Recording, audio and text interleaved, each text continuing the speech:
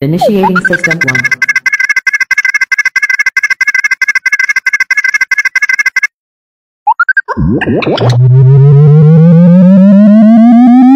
System 1 loaded.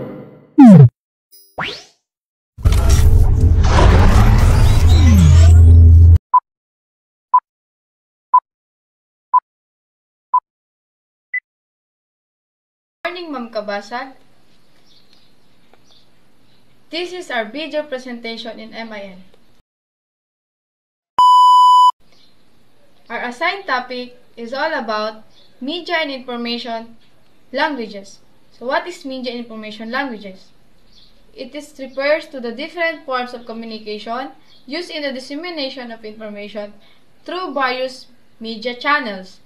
This encompasses the languages and methods utilized in conveying information. It can be written, spoken, visual, or digital. I'm going to discuss the 5 types of media information languages. The first one is verbal communication. What is verbal communication? Verbal communication is all about language. When we talk about language, what is it?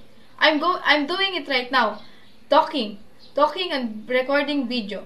So, it can be written and spoken. I'm speaking right now. Sorry. And refers to our use of words. Many types of verbal communication, and we're using it in our daily life. In our meeting, in the classroom, anywhere we can use verbal communication. So, it is very important to know that verbal communication are important in our daily life. One is non-verbal communication.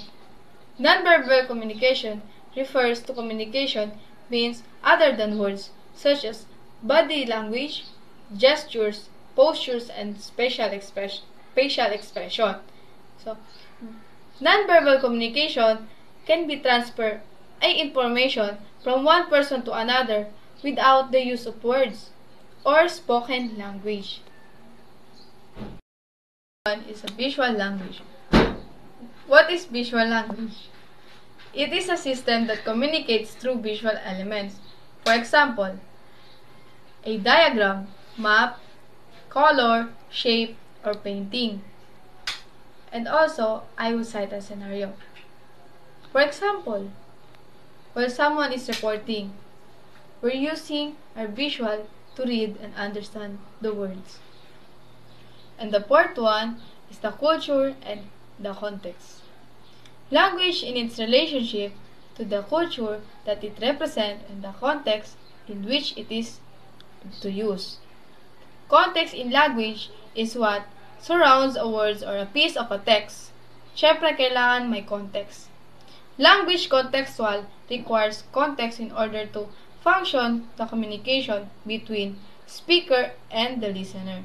Without listener, there's no communication. Without speaker, there's no communication. So that's why it is important to have a language contextual. And the last one is the digital. Digital, multidisciplinary field of research that examines language used in a digital environment and combines methods from linguistic and natural language processing, which is the NLP. From the word digital, digital refers to electronic devices and systems. And also, it has not only provided a new dimension to our lifestyle, but also led us to development of communication skills and the worldwide accessibility. For example, when we have a loved ones that far from us, through digital, through messenger, through this kind of platform of media, we can communicate them. So that's the function of the digital media. Hello, Ma'am Elame. I'm Albashir M. Bandahala from 12 UMSB. This is our second topic about code, convention, and messages. Code. Ang code ay tumutukoy sa isang hanay ng mga alintuntunin o panuntunang sinusunod. Kapag nasusulat natin ang mga code, tinutukoy natin ang mga convention na ito. Ang estilo, format at istruktura ng code na tinitiyak ang pare-pareho at nababasang code sa buong proyekto.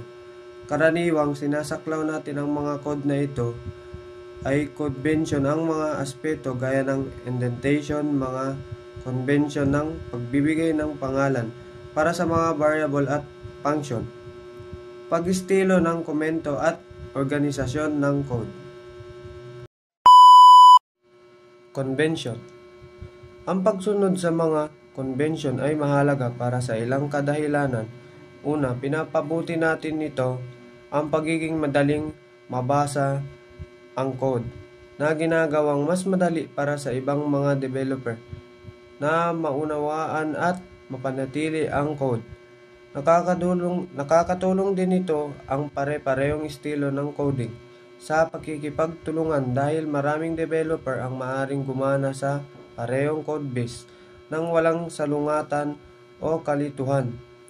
Itinataguyod din natin ang mga code convention, ang maintainability at kadalian ng pag-debug sa pamamagitan ng pagpapatupad ng ilang particular na nakasanayan natin at pamantayan. Messages. Sa kabilang banda, ang mga ito, mensahe sa konteksto ng programming ay karaniwang tumutukoy sa mga mensahe ng lag o mga mensahe ng error. Ang mga mensahe ng lag ay ginagamit upang magbigay ng mahalagang impormasyon o mga update tungkol sa pagpapatupad ng isang programa. Tumutulong din ang mga ito sila sa pag-troubleshoot at pag-debug sa pamamagitan ng pagkuha ng estado ng programa sa iba't ibang punto. Ang mga mensahe ng error sa kabilang banda ay particular na ginagamit upang ipaalam sa mga developer o user ang tungkol sa anumang mga error o pambihirang kondisyon na nakatagpo sa panahon ng pagpapatupad ng mga programa ng mga ito. Hello everyone! Ating pag-usapan ang audience, procedure, at other stakeholder. Number 1. Audience. Yung mga audience naman, sila yung mga nakikinig sa mga tao nagsasalita, kagaya ng nasa classroom. Yung teacher, siya yung nagsasalita. Yung mga estudyante naman, sila yung nakikinig. Sila yung mga tinatawag nating mga audience. Meron pa, yung mga nasa program. Yung speaker, siya yung nagsasalita sa mga tao nandun. Yung mga tao nandun naman nakikinig, sila yung tinatawag natin mga audience. Number 2, procedures. Ito naman yung nakikita natin sa mga YouTube tutorials, mga cookbook recipes. Meron sila mga sariling step-by-step instructions. So let's say for example, gagawa tayo ng bagong Facebook account. So first, lalagay natin yung email at saka password. Number 3, other stakeholder. Sila naman yung mga taong merong same idea. Let's say for example sa company, yung employees, investors, mga shareholder, mga supplier, isa lang yung goal nila, which is mapalaki yung kanilang business or kanilang company. Kaya nagkaisa sila. Kaya tinatawag natin other stakeholder. Isa lang po yung ideas nila. Isa lang po yung minimithi nila, which is mapalaki nga yung kanilang business or company.